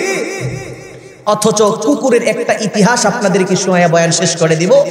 হায়াতুল হাইওয়ান নামক কিতাবের ভিতরে আসতেছে, খুব ভালো করে শুনেন মনোযোগ দিয়া। হায়াতুল হাইওয়ান নামক কিতাবের ভিতরে লিখতেছে, এক আল্লাহর বান্দা যুবক ঘর থেকে বের হইছে কোথাও যাওয়ার প্ল্যান কইরা। বন্ধুরা আমার, ভাইরা আমার, আল্লাহর বান্দা যুবক ঘর থেকে বের হয়ে হাঁটি হাঁটি পা পা করে পথ চলা শুরু করে দিছে। পথ চলতে চলতে যাইতে যাইতে মেইন রাস্তা দিয়ে যখন হাঁটতেছে, এমন মুহূর্তের ভিতরে তাকায়া দেখে রাস্তার পাশে বৈশা বৈশা এরকম ভাবে তাকায়া দেখে যে ওই রাস্তার পাশে এরকম ভাবে একটা বিল্ডিং দেখা যায়, অনেক সুন্দর একটা বিল্ডিং, কিন্তু বিল্ডিংটা অনেক পুরাতন একটা বিল্ডিং। এই যুবকটা অনেক সফর করে, কিন্তু এই জাতীয় পুরাতন বিল্ডিং জীবনেও কোনোদিন দেখে নাই। এই বিল্ডিং এর বাইরে সৌন্দর্য দেখা যুবকের অন্তরের ভিতরে একটা আগ্রহ পয়দা হয়ে গেল। বাহির থেকে এত সুন্দর দেখা যায়, না জানি ভিতরের কত সুন্দর হবে। এই জন্য আল্লাহর বান্দা যুবক ওই পুরাতন বিল্ডিং এর ভিতরে ঢুকে গেল। ঢুইকা বিল্ডিং এর চতুর্দিকে ঘুইরা ঘুইরা দেখা শুরু করে দিল। এত সুন্দর বিল্ডিং জীবনেও কোনোদিন দেখে নাই। ঘুইরা দেখতে দেখতে ভাইরা আমার, হঠাৎ করে ওই বিল্ডিং এর একটা কর্নারের ভিতরে লেখা দেখতেছে, শিলালিপিতে খোদাই কইরা লেখা রাখছে, এই বিল্ডিং তৈরির ইতিহাস যদি জানতে চাও তাহলে অমুক গ্রামের মধ্যে ঢুইকা যাও। একে তো যুবক আশ্চর্য হয়ে গেছে, এমন পুরাতন বিল্ডিং জীবনেও কোনোদিন দেখে নাই। ও মুসলমান ভাইরা আমার, আমাদের বাংলাদেশের প্রত্যেকটা মানুষের পছন্দ যেটা, এটা পুরাতন না নতুন পছন্দ করে? আমরা কি পুরাতন পছন্দ করি না নতুন? মুরব্বীরা না বুঝলেও বাচ্চা পোলাপান বুঝতেছে, এরা জবাব দেয়। আমরা কোনটা পছন্দ করি, পুরাতন না নতুনকে? নতুন। নতুন নতুনকে আমরা পছন্দ করি, পুরাতনকে আমরা পছন্দ করি না। জুতা কিনতে গেলেও দেখি নতুন কোনটা আসছে, এইরকম জামা কিনতে গেলেও দেখি নতুন কোনটা আসছে, মোবাইল কিনতে গেলে দেখি নতুন কোনটা আসছে। তো আমাদের পছন্দ চয়েস হইল নতুন। কিন্তু আপনারা বলেন তো দেখি, মানুষ যদি একটা স্মৃতির অ্যালবামে কিছু রাখে, স্মৃতিতে রাখা দেয়, আলমারিতে রেখে দেয় যত্ন কইরা, এটা কি নতুনটারে রাখে না পুরাতনকে রাখে? পুরাতনকে রাখে না? বন্ধুরা আমার, ভাইরা আমার, এই আল্লাহর বান্দা যুবক যখন পুরাতন বিল্ডিং দেখছে, আল্লাহর বান্দা যুবকের অন্তরের ভিতরে একটা আগ্রহ পয়দা হয়েছে, এত সুন্দর বিল্ডিং তো দেখি নাই জীবনে। কিন্তু ওর কাছে তো আর ক্যামেরা ফোন, মোবাইল ফোন নাই যে ছবি তুইলা স্মৃতির অ্যালবামে রাইখা দিবে। ওই জামানায় মোবাইল ছিল নাকি ভাইরা? এখন তো মোবাইল ফোনের জ্বালায় জাগার বেজাগা নাই, সব জায়গায় ক্যামেরা মারে, আছে না নাই? বক্তা আইসে স্টেজে বয়ান করব, খানা খাইতে গেছে এইখানেও ছবি মারে, আছে না নাই? বয়ান করতেছে ছবি মারে, কথা বলতেছে ছবি তুলে, মানে ছবির সরাসরি মোবাইল নামক গজব দিয়া যে কত কি হয়, কি মুরব্বীরা কথা ঠিক কিনা? এই জন্য মাঝে মাঝে আমি বলি, জামানা মোবাইলে খাইছে, জামানা মোবাইলে খাইছে। ভাইরা আমার, অল্প বয়সের ফুলা মায়ারাও প্রেমে জড়াইছে, কথা বলেন ঠিক কিনা? অল্প বয়সের ফুলা মায়ারাও প্রেমে জড়াইছে, জামানা মোবাইলে খাইছে, জামানা মোবাইলে খাইছে। ও ভাই, রেডিও থুইয়া টেপ আসিল, টেপ থুইয়া টিভি, টিভি থুইয়া মোবাইল আইছে, যা খুশি তা পাবি, কথা ঠিক কিনা? ওই টিভির পর্দায় যাহাই আছে, মোবাইলে তা আছে, আরো কত আজে বাজে মোবাইলে দেখতাছে, কথা কন ঠিক কিনা? ওই সমস্ত জিনিস দেখা পোলাপান গুনায় মেতেছে, জামানা মোবাইলে খাইছে, জামানা মোবাইলে খাইছে। আল্লাহ তাআলা এমন গজব থেকে, খারাপের দিক থেকে যুব সমাজ আমাদের সবাইকে আল্লাহ বেঁচে থাকার তৌফিক দান করুক, বলেন আমিন। তো এই যুবক যখন ঘুরে ঘুরে দেখতেছে ভাইরা আমার, তো কর্নারের ভিতরে শিলালিপিতে খোদাই করে লেখা রাখছে, এই বিল্ডিং তৈরির ইতিহাস যদি জানতে চাও তাহলে অমুক গ্রামে চলে যাও। যুবকের মনের ভিতরে একটা আবেগ তৈরি হয়ে গেল, এই বিল্ডিং তৈরির এমন কি ইতিহাস আছে, যেই ইতিহাসটা অমুক গ্রামের মধ্যে গেলে আমি জানতে পারবো, আমাকে সেই গ্রামে যেতেই হবে। আল্লাহর বান্দা হাঁটি হাঁটি পা পা করে ওই গ্রামের মধ্যে ঢুকে গেল। ভাইয়েরা আমার, গ্রামের মধ্যে যাওয়ার পর যুবকদেরকে জিজ্ঞেস করতেছে, যুবক ভাইয়েরা, এই গ্রামের শুরুতে একদম মেইন রাস্তার সাথে একটা পুরাতন বিল্ডিং দেখলাম, এই বিল্ডিং তৈরি তৈরির ইতিহাস কি তোমরা জানো নাকি? যুবকেরা জবাব দিল, ভাই আমরা আমাদের জন্মের পর থেকে এই বিল্ডিংটাকে এভাবেই দেখে আসতেছি, কোনো ইতিহাস পাতিহাস আমাদের জানা নাই। যুবকটা একজন দুইজন করে 40 জনকে জিজ্ঞেস করলো, একজনও জবাব দিতে পারলো না। সবাই বলে আমাদের জন্মের পর থেকে এই বিল্ডিংকে এই অবস্থায় দেখে আমরা ইতিহাস কিছুই জানি না। যুবকটা মনের ভিতর আঘাত নিয়ে ফিরে আসতেছে, মনে মনে ভাবতেছে মিথ্যা কথারও তো একটা সীমারিমা আছে। খুদাই কইরা মিথ্যা কথা লেখা রাখছে। বিল্ডিং তৈরির ইতিহাস জানার জন্য যেই গ্রামে আসার কথা সেই গ্রামেই তো আসলাম, 40 জনকে জিজ্ঞেস করলাম, কেউ জবাব দিতে পারলো না, সময়টাই নষ্ট করলাম। এমন কষ্ট মনের মধ্যে নিয়া যুবক যখন এইরকম হাঁটি হাঁটি পা পা কইরা ওই গ্রাম থেকে চলে যাবে, এমন মুহূর্তের ভিতরে যুবকটা তাকায়া দেখে এই মেন রাস্তার সাথে একদম শেষ প্রান্তে একজন বৃদ্ধ লোক, অতিশয় বৃদ্ধ লোক, বয়সের ভারে মাথা 3টা হয়ে গেছে। 3 মাথা চিনেন তো আপনারা? এখন এদেরকে পাওয়া যায় না, আগে ছিল অনেক লম্বা হায়াত পাইতো। বয়স যখন বাইরে যাইতো তখন বসলে ঘাড় নুয়ায়া যাইতো, 2 হাঁটুর 2 মাথা, মাথা 1 মাথা হয়ে যেত 3 মাথা। এদেরকে 3 মাথা বলা হইতো। কি কথা ঠিক না বেঠি? এদেরকে আর পাওয়া যায় না। এখন তো ডিজিটাল জামানা, ডিজিটাল পদ্ধতিতে আজরাইল ধইরা নিয়ে যায়। ওই তো সেদিন শুনলাম যুবক নাকি বাইক চালাই আসছে, বুকে ব্যথা লাগে, বলে মা গো পানি দাও, মা পানি আনতে দেরি হইছে, আজরাইল ডিজিটাল পদ্ধতিতে ধইরা নিয়ে যাইতে দেরি হয় নাই। কথা বলেন ঠিক কিনা? এই জন্য যুবক ভাইরা ভাবতেছো লম্বা হায়াত পাইবা, এরপরে নামাজ পড়বা, রবের বিধান মানবা, দাড়ি রাখবা। না না, সময় নাই, কখন জানি ডাক আইসা যায়। কারণ সব কিছুর সিরিয়াল আছে, টাইম আছে।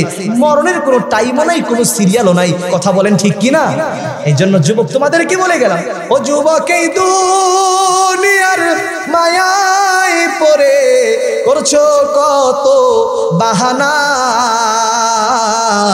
এ যে নয় ভাই আসল বাড়ি, কবর যে ভাই আসল ঠিকানা। আওয়াজ দিতে হবে, কথা ঠিক কিনা? তো যাই হোক, মরণ জানি কখন আসে জানা নাই। এখন তো এই 3 মাথাওয়ালাদেরকে পাওয়া যায় না, ডিজিটাল পদ্ধতিতে অল্প বয়সে ধইরা নিয়ে যায়। কথা বলেন ঠিক কিনা? অথচ আগের যুগের মানুষ 1 মাস 15 দিন 20 দিন অসুস্থ হয়ে বিছানায় পড়ে থাকতো। মানুষগুলো আইসা ক্ষমা নিত, ক্ষমা চাইতো। কেউ দুধ মুখে দিয়া পান করাইতো, মধু খাওয়াইতো, ক্ষমা নিত, ক্ষমা চাইতো। এরপরে মরবো মরবো ভাব, তারপর ঠেলা ঘুতে 3 দিন কাটাইছে। কথা বলেন ঠিক কিনা? তো এখন তো মানুষ হঠাৎ করে মারা যায়। হঠাৎ মারা যাওয়া এটা ভালো নয়। আল্লাহর রাসূল হঠাৎ মরণ থেকে পানাহ চাইছেন, আমরাও চাই আল্লাহ আমাদেরকে হঠাৎ মরণ থেকে হেফাজত করুন, বলেন আমিন। বন্ধুরা আমার, ভাইরা আমার, তো এই যুবক যখন সেই বৃদ্ধ লোককে দেখছে, ভাইরা আমার, বৃদ্ধ লোকের কাছে যায় বলতেছে, গো চাচা এই গ্রামের নামটা কি? বৃদ্ধ লোকটা ওই নামটা বলল যেই নামটা শিলালিপিতে খোদাই করে লেখা রাখছে।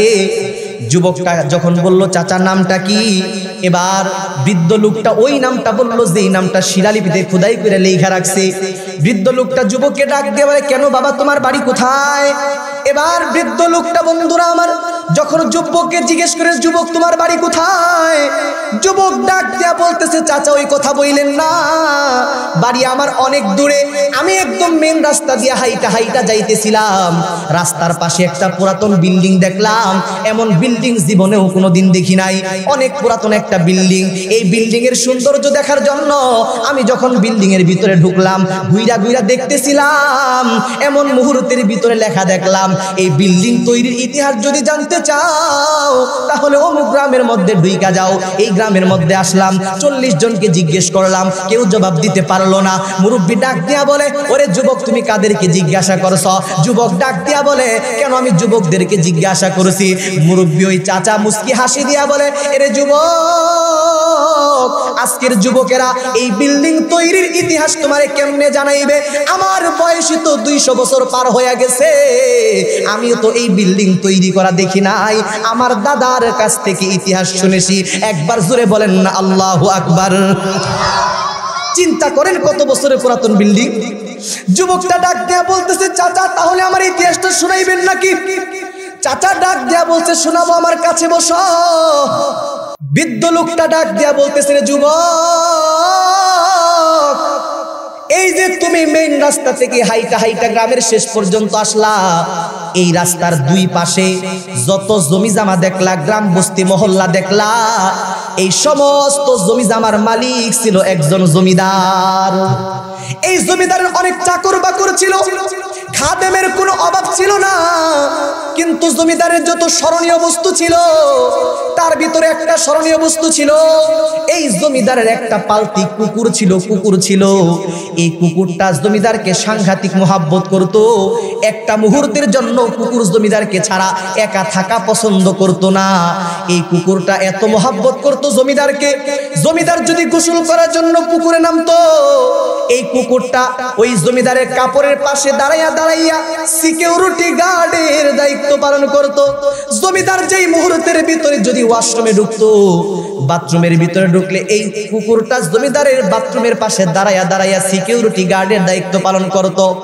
জমিদার যখন রাত্রিবেলা ঘুমাইতে যাইতো, এই কুকুরটা সারা রাত্র ঘুমাইতো না, সারা রাত্র জায়গা জমিদারের ঘরের দরজার সামনে দাঁড়াইয়া সিকিউরিটি নাইট ডিউটি সিকিউরিটি গার্ডের দায়িত্ব পালন করত। এত মোহাব্বত করত। এরপর কি হলো শুনো, একদিনের ঘটনা। জমিদার কোন এক ভিআইপি মিটিং এ যাবে, এমন মুহূর্তের ভিতরে জমিদার চিন্তা করলো, কুকুর তো আমাকে ছাড়া একা থাকা একটা মুহূর্তের জন্য পছন্দ করে না, কিন্তু আমি ভিআইপি মিটিং এ যাব শরীক হওয়ার জন্য। কুকুর যদি আমার সাথে যায় তাহলে তো আমার জন্য একটা বড় এরকম ব্যাড রেকর্ড হবে, আমার একটা বদনাম হবে, আমার মান ইজ্জত ঠিক থাকবে না। কি করা যায়? কুকুর তো আমার ছাড়া একা থাকতে পছন্দ করে না, একটা মুহূর্ত তারে একা রাইখা কোথাও যাইতে পারি না। এই জন্য জমিদার মনে মনে পরামর্শ করে মনে মনে সিদ্ধান্ত নিল, ভাইরা আমার। এরপর একটা খোলা ঘরের মধ্যে ঢুকলো, কুকুরটা সঙ্গে সঙ্গে ঘরের ভিতরে প্রবেশ করলো। জমিদার তার কাজের লোকদেরকে বলল, দরজা বন্ধ করে দাও। দরজা বন্ধ করে দেওয়া হলো। এরপর বলল, শিকল নিয়ে আসো, রশি নিয়ে আসো। শিকল নিয়ে আসা হলো। কয় কুকুরের গলার মধ্যে পড়াইয়া দাও। কুকুরের গলার মধ্যে পড়াইয়া দেওয়া হলো। কয় মজবুত পিলারের সঙ্গে বেঁধে দাও। মজবুত পিলারের সঙ্গে বেঁধে দেওয়া হলো। এরপর জমিদার তার বাবুর্চিকে ডাক দিয়া বলল, বাবুর্চি রে, আমি তো ভিআইপি মিটিং এ যাচ্ছি, কিন্তু আমি বাইরের খাবার খাই না, আমার জন্য পায়েস প্রকৃতির খাবার রান্না করে রাখবি। এই কথা বইলা জমিদার যখন ঘর থেকে বের হয়ে যাবে, শিকলে বান্ধা কুকুর তার মালিকের সঙ্গে যাইতে পারে না।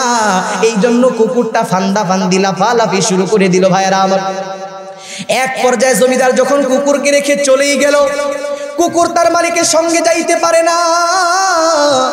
এই জন্য কুকুর চিৎকার করে তার ভাষায় মালিক মালিক বলে চিৎকার করে ডাকা শুরু করে দিল। কুকুরের বিকট আওয়াজে এলাকার মানুষগুলা এক জায়গায় হয়ে গেল। লম্বা টাইম পর্যন্ত কুকুরের কার্যকলাপগুলা দেখা সবাই আবার যার যার কাজের মধ্যে চলে গেল। বন্ধুরা আমার, ভাইয়েরা আমার, সবাই সবার কাজের মধ্যে চলে গেলে কি হবে? জমিদার বাড়ির কাজের একটা বুবা মেয়ে ছিল। কিতাবের মধ্যে লেখে, এই বুবা কাজের মেয়েটা ওই কুকুরের সামনে বৈশা একা একা কুকুরের কার্যকলাপগুলা দেখতেছিল। ভাইয়েরা আমার, এমন মুহূর্তের ভিতরে বাবুর্চি খাবার তৈরি কইরা ওই খাবারটা নিয়ে ঘরের ভিতরে প্রবেশ করলো। কিন্তু এই খাবারটা শিকার মধ্যে রাইখা, খাবারের পাত্রটা মুখ দিয়া না ঢাইকা, মুখটা না ঢাইকাই খাবার রাইখা চলে গেল। ঘরের ভিতরে কুকুর আর বুবা মেয়ে ছাড়া কেউ নাই। কিছুক্ষণ পরে কি দেখা গেল? ওগো আল্লাহ! কিছুক্ষণ পরে দেখা গেল কোন দিক থেকে যেন একটা কালো বিষধর সাপ আইসা ওই খাবারের পাত্রের মধ্যে মুখ লাগাইয়া লম্বা টাইম মুখটা দেওয়ার পর আবার সেখান থেকে সাপটা চলে গেল। এই দৃশ্যটা বুবা মেয়ে দেখলো, কুকুর দেখলো, আর কেউ দেখলো না। বুবা মেয়েটি চিন্তা করলো, এখন যদি আমি আমার এইরকম কাজ করার জন্য এখান থেকে চলে যাই, আর জমিদার মালিক যদি ঘরে প্রবেশ কইরা এই বিষওয়ালা খাবারের পাত্রে হাত লাগাইয়া খাবারটা খাইয়া নেয়, তাহলে অবশ্যই বিষ ক্রিয়ায় জমিদার মারা যাবে, আমি আমার মালিককে বাঁচাইতে পারবো না। এই জন্য বুবা মেয়েটা ঘরের সমস্ত কাজগুলা ফালাইয়া রাইখা জমিদারকে ইনফরমেশন দেওয়ার জন্য ঘরের দরজার মধ্যে বসে রইল। ভাইয়েরা আমার, লম্বা টাইম পাস করার পর জমিদার চলে আসলো। ঘরের ভিতরে ঢুকতে যাবে, ওই বুবা মেয়েটি কণ্ঠে কোনো ভাষা নাই, অঙ্গভঙ্গিমায় বলা শুরু করে দিল, ওগো জমিদার, খবরদার খবরদার, খাবারের পাত্রের মধ্যে হাত লাগায়েন না, জীবন বিপন্ন হয়ে যাবে। ও মুসলমান ভাইয়েরা আমার, যেহেতু জমিদার, ওই জমিদারদের কি আর কাজের লোকের দিকে তাকাবার মতো সময় আছে নাকি? ভাইয়েরা আমার, জমিদার বুবা মেয়ের দিকে মুতাওয়াজ্জ হলো না, নিজের গতিতেই ঘরে প্রবেশ করলো। ওই খাবারের পাত্রের মধ্যে হাত লাগাইলো। যেই মুহূর্তের ভিতরে ওই খাবার খাবারের পাত্রের মধ্যে হাত লাগাইলো মুসলমান। খাবারের পাত্রের মধ্যে হাত লাগানোর সঙ্গে সঙ্গে ওই দৃশ্যটা দেখা শিকলে বান্ধা কুকুরটা ফান্দা ফান্দি লাফালাফি শুরু করে দিল। জমিদার কুকুরের ভাষাটাও বোঝার চেষ্টা করলো না। জমিদার কুকুরকে ধমক দিল। অন্য সময় কুকুরকে একবার ধমক দিলেই কুকুর শান্ত হয়ে যায়, কিন্তু আজকে যতই ধমক দেয় কুকুর তো আর শান্ত হয় না। কুকুর মালিকের বাসা এরকম ভাবে কুকুরের বাসাটা মালিক বোঝার চেষ্টা করলো না। ভাইরা আমার, এক পর্যায়ে জমিদার যখন নাকি খাবারের পাত্রটা উপর থেকে নামায়া নিচে রাখলো, শিকলে বান্ধা কুকুরটা পাগলের মতো হইয়া নিজের কাল্লা ছিঁড়ে যায় মতো বড় কষ্ট কইরা পিছনের পা দিয়া ঢলকানি দিয়া খাবারের কিছু অংশ জমিনের মধ্যে ফালাইয়া দিল। এই দৃশ্য দেখা জমিদারের রাগ আরো দ্বিগুণ বেড়ে গেল। ভাইরা আমার, এক পর্যায়ে জমিদার এরকম ভাবে ওই কুকুরটার উপরে উপর্যুপরি আঘাত শুরু করে দিল। ভাইরা আমার, রক্তাক্ত হয়ে গেল কুকুর। এরপরেও কুকুর শুধু ফান্দা ফান্দি লাফালাফি করে। যেই খাবারের মধ্যে পায়ে টাচ লাগছে কুকুরের, জমিদার বলতেছে ওই খাবার তো আর খাওয়া যায় না, কিন্তু কুকুর তো আর সেই কথা বুঝে না। কুকুর শুধুই চিন্তা করতেছে এখনো পর্যন্ত পাত্রের ভিতরে খাবার আছে, আমার মালিক যদি খায়া নেয় আমি আমার মালিককে বাঁচাইতে পারবো না। এই জন্য রক্তাক্ত হওয়ার পরেও কুকুর তার মিশন থেকে একটা পা পিছনের দিকে যায় না রে বাবা। এক পর্যায়ে জমিদারের রাগ আরো বেড়ে গেল। জমিদার তার কাজের লোককে ডাক দিয়া বলল, দে খুলে দে, খুলে দে, কুকুরের গলার রশিটা খুইলা দে, শিকলটা খুইলা দে। যেই মুহূর্তের ভিতরে কুকুরের গলা থেকে তার শিকলটা রশিটা খুইলা দেওয়া হলো, কুকুরটা দৌড়াইয়া যাইয়া ওই পাত্রের বাকি খাবারের অংশটা খায়া নিল। এই দৃশ্যটা দেখে জমিদার রাগ আরো বেড়ে গেল। মনে হয় যেন কুকুরটাকে মেরেই ফেলবে, কিন্তু কিছুক্ষণ পরে কি দেখা গেল, আল্লাহ, 2-4 মিনিট পার হওয়ার পর তাকায়া দেখে আস্তে আস্তে কুকুরটা দুর্বল হয়ে গেল, আস্তে আস্তে জমিনে পড়ে গেল। 2-4 মিনিটের ব্যবধানের মধ্যে কুকুরটা হাত পা গুলা লাফাইতে লাফাইতে দুনিয়া থেকে বিদায় হয়ে গেল। জমিদারের মস্তিষ্ক ঘুরে দাঁড়ালো, কিরে পায়েস খাওয়ার পরে আমার কুকুর মরে গেল, ব্যাপারটা কি? এবার জমিদার বুবা মেয়ের দিকে মুতাওয়াজ্জু হলো। জমিদার বুবা মেয়ের দিকে মুতাওয়াজ্জু হয়ে দেখে বুবা মেয়েটা ফুফায়া ফুফায়া কান্দে। কেস করে, কিরে বুবা, কাজের মেয়ে কান্দো কেন? আমার কুকুর পায়েস খাওয়ার সঙ্গে সঙ্গে মারা গেল কেন? বিষয়টা তো বুঝলাম না। এবার বুবা মেয়ের কণ্ঠে কোনো ভাষা নাই, অঙ্গভঙ্গিমায় চোখের পানি ছেড়ে কাঁদে আর অঙ্গভঙ্গিমা দিয়া বুঝায়, ওগো জমিদার, আমি আপনারে কত কিছু বোঝানোর চেষ্টা করলাম, ঘরের ভিতরে আমি আর কুকুরটাই ছিলাম। আপনার বাবুর্চি খাবার তৈরি কইরা খাবারটা না ঢাইকাই চলে গেল। এরপরে আমি দাঁড়াইয়া ছিলাম, কুকুরের কার্যকলাপগুলা দেখতেছিলাম। এমন মুহূর্তের ভিতরে তাকাইয়া দেখলাম একটা কালো বিষধর সাপ আইসা খাবারের পাত্রে মুখ লাগাইলো। এরপরে আবার কিছুক্ষণ পরে সেখান থেকে খাবার কিছু খায়া চলে গেল। আমি চিন্তা করলাম, আপনি যদি আইসা খাবারটা খায়া নেন তাহলে বিষক্রিয়ায় মারা যাবেন। এই জন্য সমস্ত কাজগুলা ফালাইয়া ঘরের দরজার মধ্যে বইসা রইলাম আপনাকে ইনফরমেশন করার জন্য। আমি আপনার অনেক হাহু কইরা বোঝানোর চেষ্টা করলাম, কিন্তু আপনি তো আমার দিকে মুতাওয়াজ্জি হলেন না। এক পর্যায়ে খাবারের পাত্রে হাত লাগাইলেন, আপনার পাগলপাড়া কুকুরটা ফান্দা ফান্দি লাফালাফি শুরু করে দিল। আপনি কুকুরের বাসাও বুঝলেন না। এক পর্যায়ে পিছনের পা দিয়ে কিছু খাবার ফালাইয়া দিল, তারপরেও তার বাসা বুঝলেন না, বরং তারে আঘাত করলেন। রক্তাক্ত হয়ে গেল আপনার কুকুর। এরপরেও এই প্রাণীটা আপনার এইরকম ভাবে আপনার রক্তাক্ত হওয়ার পরেও এই কুকুরটা তার মিশন থেকে পিছনের দিকে গেল না। যেই মুহূর্তের ভিতরে তার অধীনস্থ কইরা তারে সাইরা দিলেন, কুকুরটা চিন্তা করতেছিল এখনো বিষওয়ালা খাবার রয়ে গেছে, এই খাবার আপনি খাইলে আপনি মালিককে বাঁচানো যাবে না। এই জন্য পাগলপাড়া কুকুরটা ওই বিষওয়ালা খাবারটা খায়া নিল, নিজের জীবন পর্যন্ত বিসর্জন দিয়ে দিছে। তারপরেও আপনি মালিকের কোনো ক্ষতি হইতে দিল না। একবার জোরে বলেন না আল্লাহু আকবার। বন্ধুরা আমার, ভাইরা আমার, সমস্ত ঘটনাগুলা শোনার পর জমিদার লম্বা টাইম পর্যন্ত চোখের পানি ছেড়ে কান্নাকাটি করলো। ভাইরা আমার, এক পর্যায়ে ঘোষণা করে দিল, জমিদার ডাক দিয়া বলতেছে, এরে আমার কাজের লোকেরা তোমরা শোনো, যেই কুকুর তার মালিককে বাঁচাবার জন্য নিজের জীবন পর্যন্ত বিসর্জন দিয়া দিল, এই কুকুরের লাশটাকে যেখানে সেখানে ফালাইয়া দেওয়া যায় না। একটা কাজ করো, মেইন রাস্তার সাথে যত কোটি টাকাই লাগুক না কেন, উন্নত মানের একটা বিল্ডিং তৈরি করো, সুন্দর ডিজাইন কইরা বিল্ডিংটা তৈরি করো। এই বিল্ডিং এর ভিতরে কুকুরটাকে সমাধিত করা হবে, তাকে কবরস্থ করা হবে, যাতে করে শত বৎসর পর্যন্ত প্রভুভক্ত কুকুরের ইতিহাস দুনিয়ার মানুষের কাছে জানা থাকে। বন্ধুরা আমার, ভাইরা আমার, ঘটনাকে আর সামনের দিকে নিয়ে যাইতে চাই না, কেন শুনাইলাম, কে বুঝাইতে চাইলাম। ও মুসলমান ভাইরা আমার, কুকুর তার মালিককে বাঁচাবার জন্য নিজের জীবন পর্যন্ত বিলাইয়া দিল ভাইরা আমার। অথচ এই জমিদার মালিক কুকুরের জন্য থাকার জন্য কোনো এয়ার কন্ডিশনের ব্যবস্থা করে দেয় নাই। কথা ঠিক কিনা ভাইরা আমার? কুকুর তার মালিককে বাঁচাবার জন্য নিজের জীবন দিয়া দিল। এই কুকুরের জন্য জমিদার 3 বেলা খাওয়ার কোনো মেনু তৈরি করে দেয় নাই।